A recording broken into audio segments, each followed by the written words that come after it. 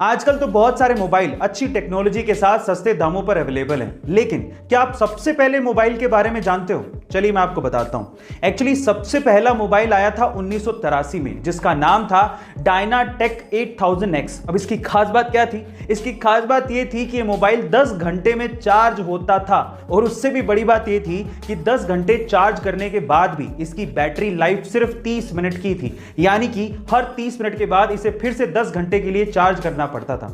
और सबसे बड़ी बात थी इसकी कीमत लगभग $10,000, यानी कि आज के समय के हिसाब से लगभग 7 लाख। बॉलीवुड के बाबू भैया यानी कि परेश रावल ने हाल ही में दिए एक इंटरव्यू में अपनी लव स्टोरी के बारे में बताया। उन्होंने कहा कि उन्हें अपनी पत्नी को देखते ही प्यार हो गया था, पर मजे की बात यह थी कि जिस कंपनी में वो काम करते थे उनकी पत्नी उसी कंपनी के बॉस की बेटी थी। फिर भी परेश रावल डरे नहीं और उन्होंने ठान लिया कि शादी करूंगा तो इसी के साथ। एक ऐसा देश जो टेक्नोलॉजी के इनोवेशंस में तो बेहद आगे है ही, साथ ही साथ इस टेक्नोलॉजी को डेली लाइफ में और आफ्टर लाइफ भी यूज करने में बहुत आगे है। कैसे? एक और एग्जांपल देखिए। जापान में अब ग्रेव्स यानी कि कब्र के ऊपर भी QR कोड लगा दिए गए हैं। अब इससे क्या होगा? जब भी आप किसी कब्र के ऊपर छपे QR कोड को अपने मोबाइल से स्कैन करेंगे तो आपको मरने वाले की पिक्चर, उसकी इंफॉर्मेशन और उसकी एक ब्रीफ बायोग्राफी पढ़ने को मिल जाएगी। कमाल की है ना ये टेक्नोलॉजी। गाइस, जापान का टेक्नोलॉजी के इनोवेशन में और उसके इस्तेमाल में कोई भी सानी नहीं। जलवायु परिवर्तन को लेकर UN की एक बैठक चल रही थी और उसी वक्त असेंबली हॉल में अचानक से एक डायनासोर की एंट्री होती है। जी हां गाइस, आप ठीक सुन रहे हैं। विलुप्त हो चुके डायनासोर को देखकर हॉल में मौजूद सभी लोग डर जाते हैं, पर वो डायनासोर किसी को मारने नहीं आया था, बल्कि उस मंच से लोगों को जलवायु परिवर्तन के खतरे के बारे में बताने आया था।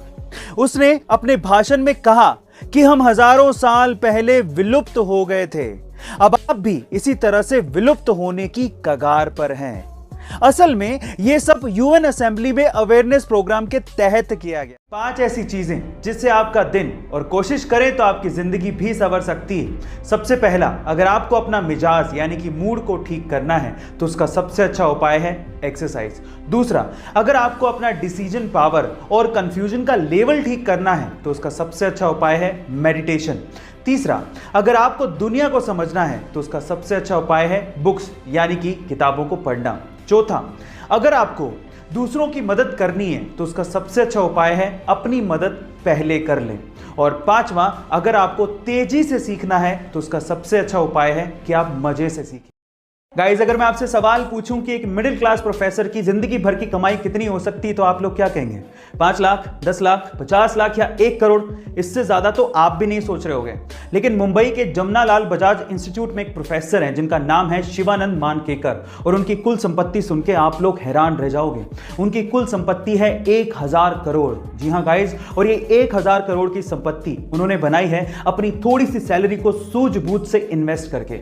शेयर मार्केट में मल्टी बैगर शेयर को चूज करने में ये एक्सपर्ट हैं, और इसी वजह से उन्हें जीनियस स्टॉक पिकर कहा जाता है। और किसी मिडिल क्लास आदमी के लिए ये किसी इंस्पिरेशन से कम नहीं है। गाइस, अगर आप भी इन्वेस्ट करके पैसा कमाना चाहते हैं तो इसके लिए आपको डीमैट अकाउंट चाहिए, और डीमैट अकाउंट के लिंक्स डिस्क्रिप्शन बॉक्स में गिवन है। फटाफट से जाइए, अपना अकाउंट खुलवाइए और अपनी इन्वेस्टिंग शुरू करिए। ऐसे अमेजिंग वीडियोस के लिए शेयर, सब्सक्राइब एंड लाइक। मिलता है अगली वीडियो में।